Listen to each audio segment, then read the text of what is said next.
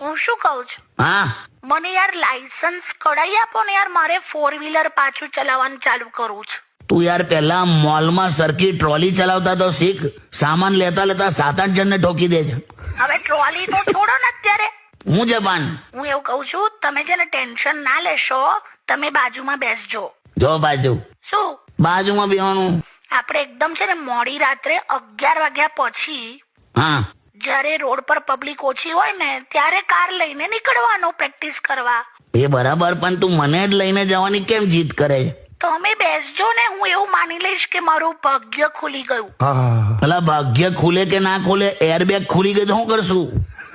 અરે યાર, તો પછી છે ને એક કામ કરશું, હા આપણે છે ને પેલા સ્મશાન વાળા રોડ પર પ્રેક્ટિસ કરવા નીકળશું. હે ત્યાં અમે કોઈ વેહિકલ નથી હોતું. એક તો તારી બાજુમાં બેવાનું અને પછી પ્રેક્ટિસ સ્મશાન વાળા રોડ પર કરવાની, એટલે તારે મને ઝાડા કરાવી જ દેવા છે. તો જો ને, જો મારી વાત સાંભળો, હવે રસ્તા ઉપર ક્યાંય પણ ભૂત ચુડેલ ડાકણ દેખાશે નહીં. કેમ? કેમ કે હવે તો રોડ પર જ ભૂવા આવી ગયા છે ને, ભૂવા. વાહ વાહ કાકી, વ્યંગ મારે છે, જો વ્યંગ કરે છે. પણ હવે આપણે એ કામ કરીએ, સાંજે શાંતિથી વાત કરીએ. અત્યારે હવારથી ના ગભરાઈ દઈશ તું મને. સારું, ઓકે, સાંજે આવું, મસ્ત વાતો કરીએ. ઓકે, હવે મૂક, હવે ચાલ.